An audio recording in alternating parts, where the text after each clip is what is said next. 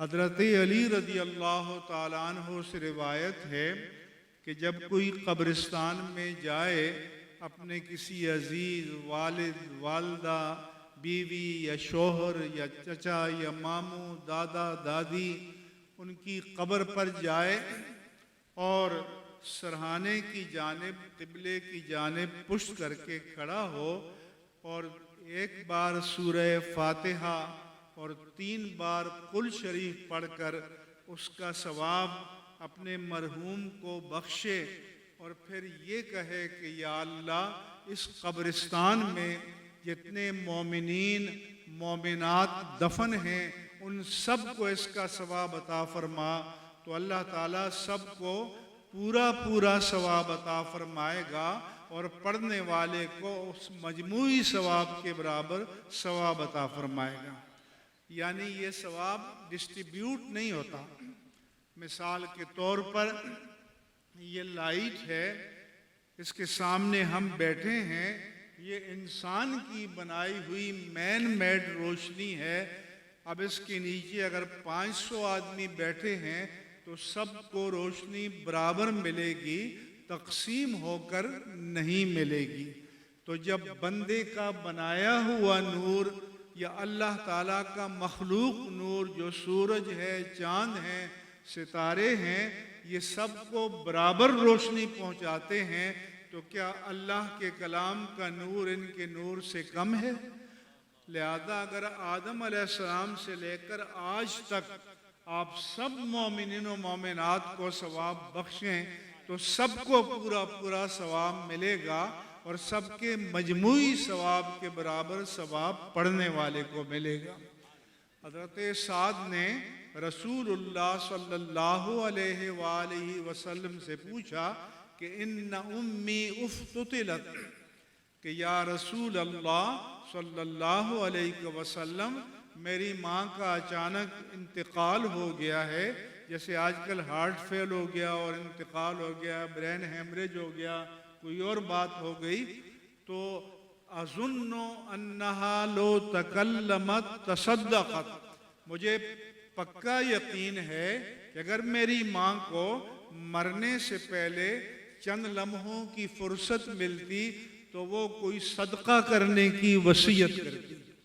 تو اس سے مومنوں کا شعار بھی معلوم ہونا چاہیے کہ مومن کا کام یہ ہے کہ آخرت کی منزل قریب نظر آئے تو اپنی عاقبت کی فکر کرے، اللہ کی راہ میں تصدقہ دے۔ تو انہوں نے اللہ کے رسول سے پوچھا اَفَأَتَصَدَّقُ عَنْهَا أَمْ لَهَا أَجْرٌ، یا رسول اللہ اب اگر میں اپنی ماں کی طرف سے صدقہ کروں تو انہیں اس کا ثواب ملے گا؟ حضور نے فرمایا تمہیں بھی ملے گا اور انہیں بھی ملے گا۔ اور اس زمانے کے اعتبار سے آپ نے فرمایا کہ بہترین صدقہ پانی ہے، کیونکہ مدینہ منورہ میں پانی کی قلت تھی، اس لیے انہوں نے ایک کنواں خرید کر اس کو مسلمانوں کے فیض کے لیے وقف کر دیا اور اس کا نام ہی تھا بئر ام سعد، ام سعد کا کنواں۔ اس سے یہ معلوم ہوا کہ ہمارے ہیں جب لوگ کہتے ہیں کہ یہ 11ویں کا بکرا ہے یا یہ 12ویں کے لیے ہے یا یہ فلاں بزرگ کے لیے ہے، تو کچھ لوگ کہتے ہیں کہ یہ بدعت ہو گیا۔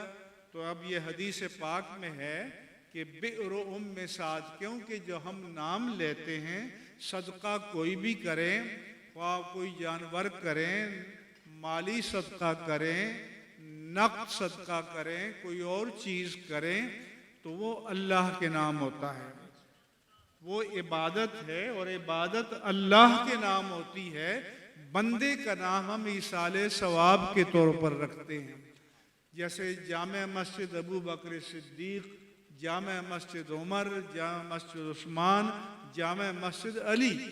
اب ظاہر ہے کہ یہ مسجدیں تو اللہ کا گھر ہیں، مسجدیں تو اللہ کی عبادت کے لیے ہیں، لیکن یہ نسبت جو ہے یہ ایصال ثواب کے لیے ہوتی ہے، اور یہ آپ بھی کر سکتے ہیں۔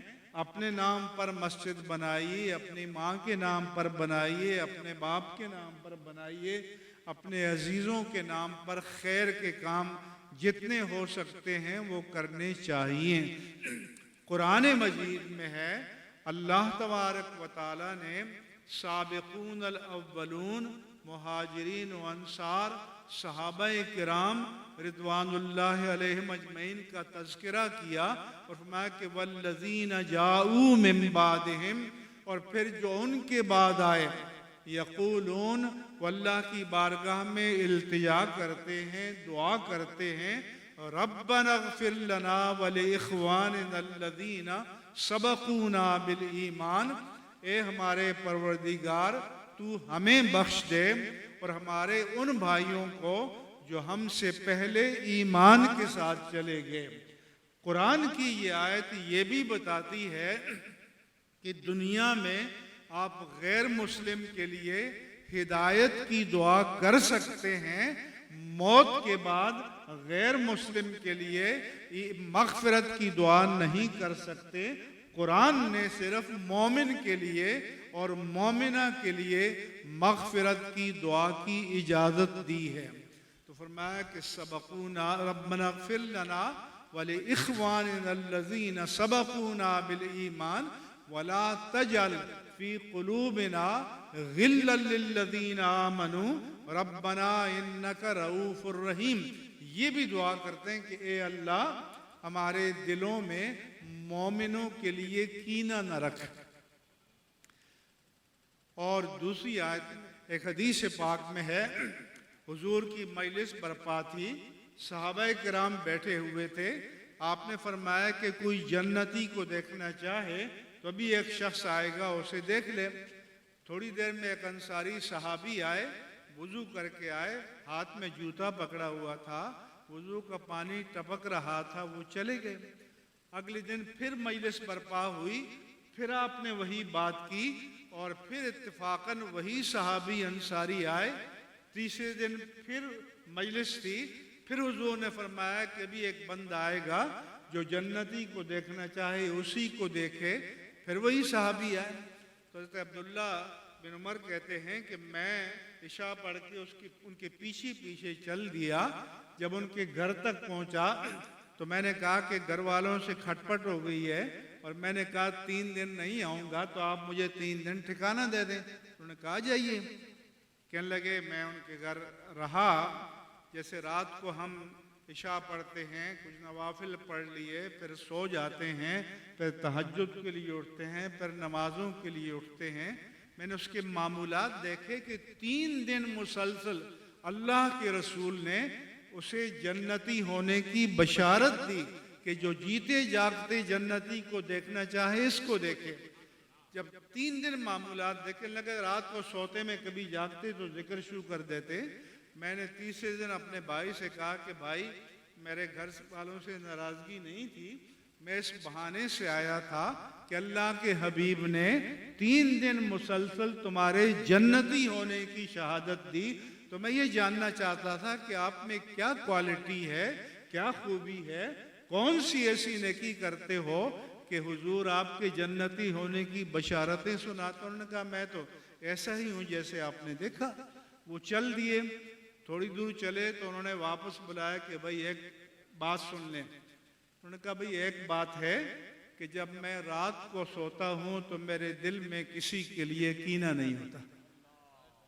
تو حضرت عبداللہ نے کہا کہ یہی تمہارا کمال ہے، اور جنتیوں کے لیے یہی اللہ نے فرمایا کہ وَنَزَعْنَا مَا فِي صُدُورِهِم مِّن غِلٍّ، جنت میں ہم ان کے دلوں سے کینہ نکال دیں گے، اخواناً علی سرر متقابلین، اور وہ بھائی بن کر آمنے سامنے عالی شان مسندوں پر بیٹھے ہوں گے۔ اس لیے ایک دوسرے کے لیے حسد نہ رکھو، کینہ نہ رکھو، بغض نہ رکھو، غیبت نہ کرو، اور جب بھی بیٹھو نماز پڑھو تو سب کے لیے اصالہ ثواب کرو۔ ایک بار سورہ فاتحہ 3 بار قل شریف پڑھ لو اور سارے اپنے آباء و اجداد، امہات و جدات، بس یہ کہو کہ جو ایمان کے ساتھ اس دنیا سے چلا گیا، یا اللہ اسے بخش دے اور یہ ثواب اسے عطا فرما۔ اللہ ہم سب کو اس کی توفیق عطا فرمائے۔ وما علیہ الا البلاغ المبین۔